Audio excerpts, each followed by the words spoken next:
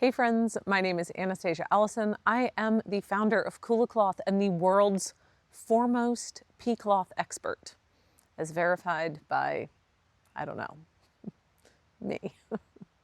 And today I'm going to show you how to clean your Kula Cloth pea cloth when you are out on the trail.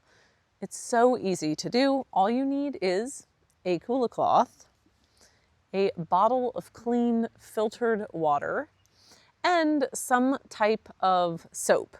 So for the purposes of this video, I'm using Wild Batch all-in-one cleansing powder, which is my personal favorite, but you could use any type of gentle soap that you want, Bronner's, other types of powdered soap. The important thing when we are talking about bringing soap into the backcountry is that there is never a circumstance in which it is okay to introduce soap into a natural water source. That's why we are using a water bottle and we are taking our cleaning away from natural water sources, at least 200 feet, and washing our used Kula Cloth over a durable surface so that the dirty water leaving that Kula Cloth is not dripping into water and it is not dripping onto vegetation that could make that vegetation more enticing for animals like goats or deer that are attracted to the salt from your urine. One other quick note, if you don't want to use soap, then you can just get super aggressive with water only. You do not have to bring soap, but I understand that many people, because we're using a reusable hygiene product, soap often helps people feel a little bit more clean and fresh and better about using a reusable pea cloth. So, most important tip, do what works best for you. I am going to show you how to wash the Kula. It's so easy.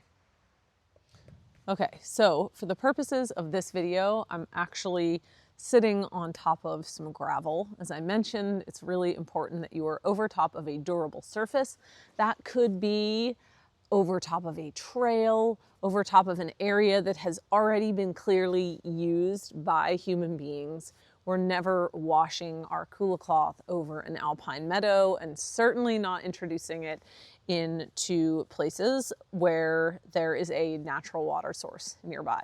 So I will take my used Kula Cloth, and the very first thing that I'm going to do is I'm going to wet it. And so I will be bringing along my water bottle with me so that I can wet the used Kula. Just going to get it basically a little damp to start. I find that that makes the sudsing a little bit easier when we start getting sudsy. I don't know, I'm not good at jokes. Ooh, awkward. All-in-one cleansing powder from Wild Batch. Ooh, this is liquid wood. I have never personally seen liquid wood before, but I can tell you something. It smells really good. I feel like I'm gonna end up inhaling this. Probably should not do this. So the Wild Batch takes barely any suds. So I am just sprinkling the tiniest amount on there. I'm going to re-wet it. Let's do this. And I'm going to start aggressively agitating the Kula Cloth. I want you to think of yourself as a washing machine. And you want to get this as sudsy as possible so that the soap and the water is getting into the pores of the Kula Cloth itself and cleansing it.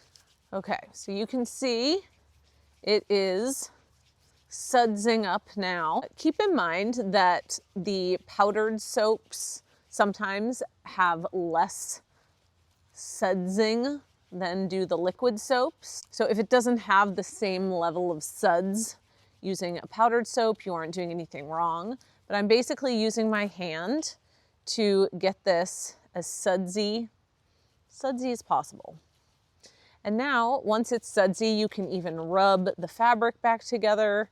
We're just really trying to get this clean. Once you have sudsed the jeepers out of your Kula Cloth, it is now time to rinse. So, very easy. We are taking our Kula Cloth and we are rinsing. Now, see how much water is coming off of this Kula Cloth? This is why it is very important that you are doing this over top of a durable surface, because otherwise any urine that you've got going on in here, plus any soapy water, would be going into a creek or a stream. Not good. So we will keep rinsing until we see that our Kula Cloth is no longer sudsing anymore. And it doesn't take that much. Once the Kula Cloth is adequately rinsed to your level of rinse, I don't know what I was gonna say there. The next thing you will do is basically squeeze it out as much as possible with your hands. Get it as dry as you can.